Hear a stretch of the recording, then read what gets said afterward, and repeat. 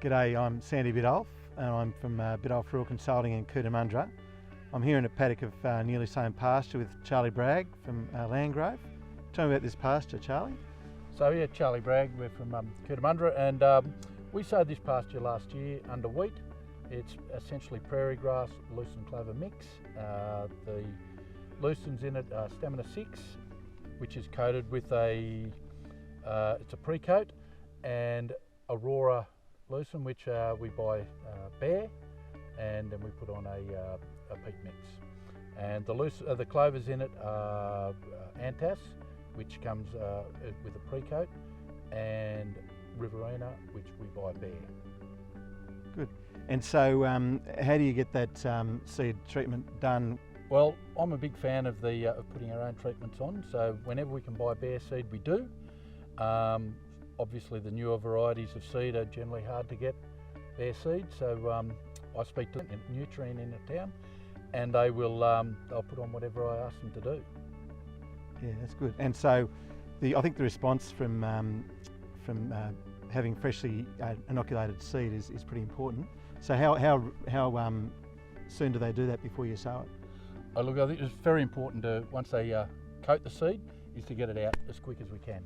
Yeah. So I'll ring them up the night before, and I will ask them to put it on in the morning, and I'll bring it straight out, and we'll aim to get it in by the end of the day. So maximum of about 40 hectares mix each day.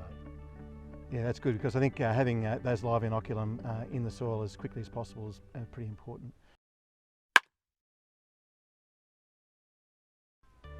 So Charlie, we've just pulled up in your wheat undersown paddock this year with some lucerne and clover, which is about, I think about 8 weeks old.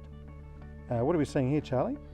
So what I can, first thing that springs to mind, Sandy, is that both coats have worked, whether it be the pre-coat or the bare seed, which has then had the inoculum applied to it just before sowing. And when we say just before sowing, that's it. We get it done that morning, and it's out in the paddock by that afternoon.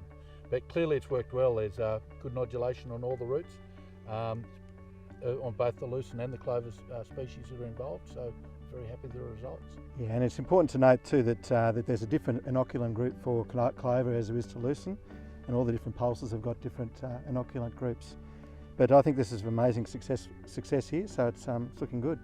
And it does have a lot of lime on it, this paddock, Sandy. We limed it again last year, just prior to it going out, just so we can make sure that we get very good survival of the lucerne. Good, and I think there's some lime pelleting also applied with the bare seed that you had done as well. Yeah, I think that's correct. So that lime last year would really have improved the acidity, removed the acidity in this paddock, and improved the overall paddock, and the MO program you've got going as well, which is I think every 5 years you're applying molybdenum. Yep, that's correct. Once across the whole place every 5 years. Yep. So I think that's given us a good result we've got here. Perfect.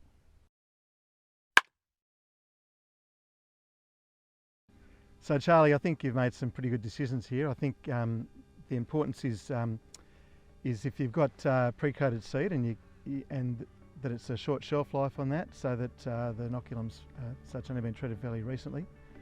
And if you can get bare seed, then I'd actually prefer that you get it lime coated and inoculated freshly and in the ground. And if by chance you do get some pre-coated seed that has a longer shelf time, then it may be worthwhile getting that re-inoculated.